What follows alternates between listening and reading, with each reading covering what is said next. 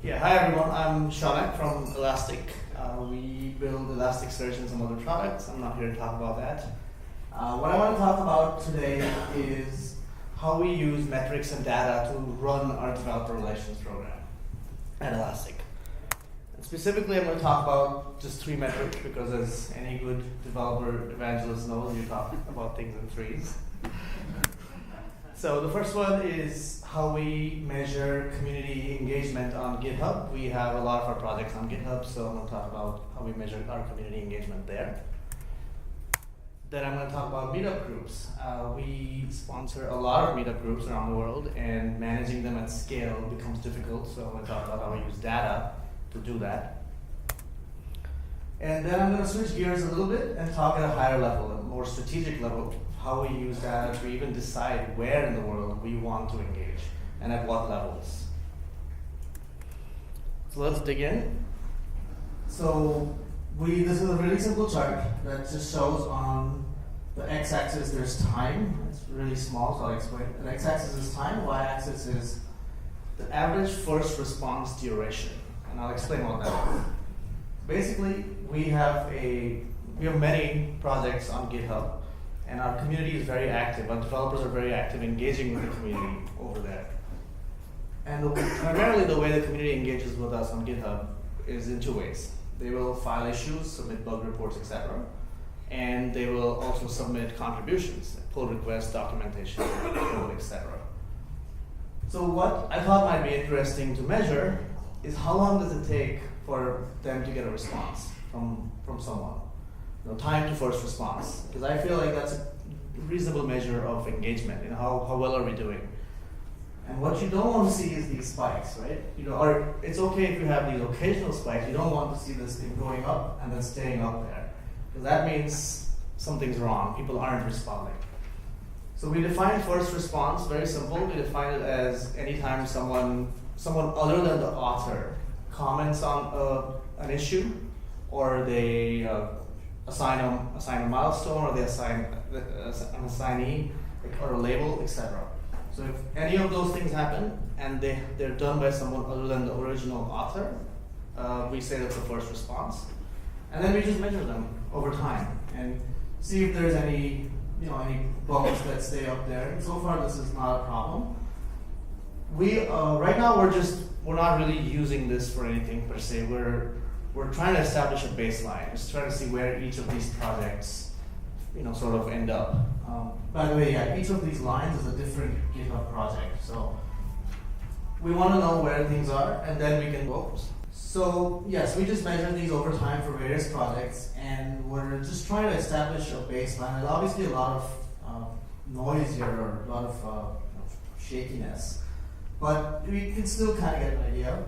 And the idea is if we see something that is steadily moving up or is moved up and then stayed up there, that's not good. So we're gonna try to use this to find out what's going on. And we really just want to have conversations with the developers at that point. Like, what's going on? And there's probably never gonna be any hard goals here. Like, no one's gonna get fired for not responding, But we want to know what's going on. Maybe everyone went on vacation or at a conference or something, and that's probably okay. The next one is about meetup groups. So Elastic, we sponsor about 70 or so meetup groups around the world. And just to put that in perspective, what that works out to is about 4 meetups a week, 3 to 4 meetups a week about Elastic that are happening somewhere in the world. That's a lot of events to keep track of. And what tends to happen when you have that sort of scale is there's a lot of out of sight, out of mind. We found that there were certain meetup groups that are really active, and then ones that are not. And the ones that are not, we tended to just forget about them, which is not great. That's not a great way to build a community. So we came up with this really simple chart. X-axis is just all the meetup groups that we sponsor. Y-axis is time since their last meetup in weeks. That's it. So what you're seeing on your right, yes, on your right is our very active meetup groups that have had meetups in recent weeks, and then the opposite on the left, which is groups that haven't met like 95 weeks, for example. That's a long time, right? Almost 2 years. So how do we use this data? Well, what we do with this is we then reach out to, maybe we'll pick a few of these and we'll reach out to them and the organizers or the co-organizers and see if we can help them. What's going on? Just have a conversation again, like what's going on? Are you having trouble finding speakers or venues, or would it help for us to send you some swag, or get people to talk, etc. So by doing that, we can do this in a data-driven fashion. Sometimes we also have to make the hard decisions and kill a meetup group.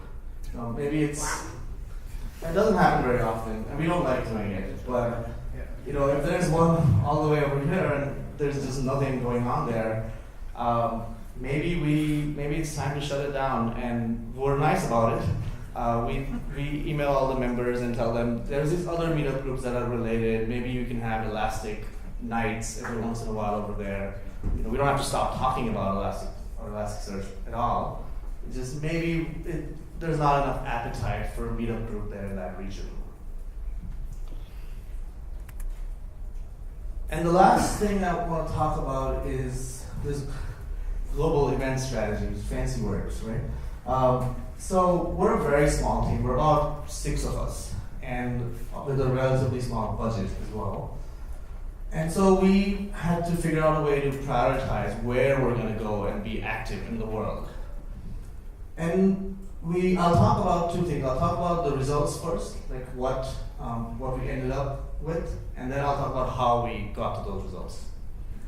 So what we ended up with is 3 buckets.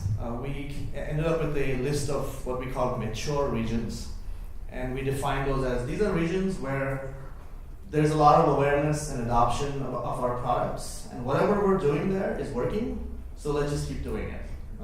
Just keep at the same sort of steady rate. The next bucket was what we call emerging regions, and this is where there's a little bit of adoption, possibly very little awareness as well. This is where we want to actively engage all around the world. And by the way, when I say engage, I'm talking about sponsoring conferences, speaking at conferences, attending meetups, etc. Of course, we want to be all over the world at every single event. It's just not possible, so we do have to prioritize. And then the third bucket that we ended up with was every other region in the world. This is where they don't fall in either of the first 2 buckets. So what do we do? What do we do in this third bucket of regions?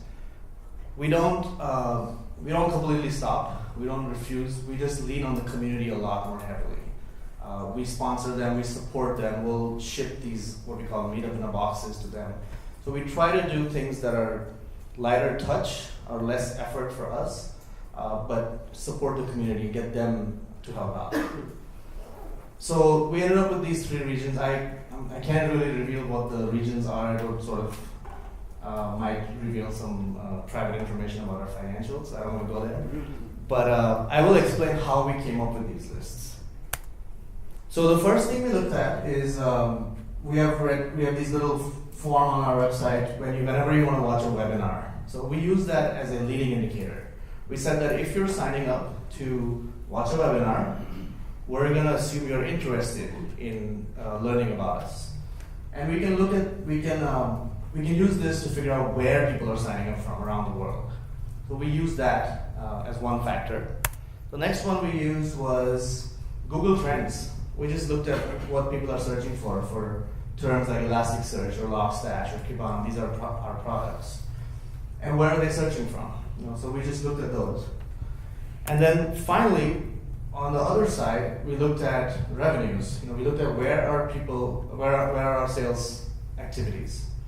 Where are we doing well? And we use that as a lagging indicator. So just to clarify, the first 2 are leading indicators, the last one is a lagging indicator of developer relations activities.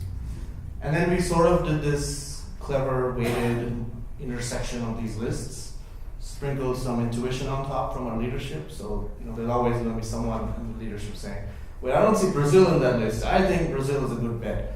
That's okay. I think having intuition isn't necessarily a bad thing. So mix all that, and then we came up with those 3 buckets. And that's how we drive developer relations with Elastic with data.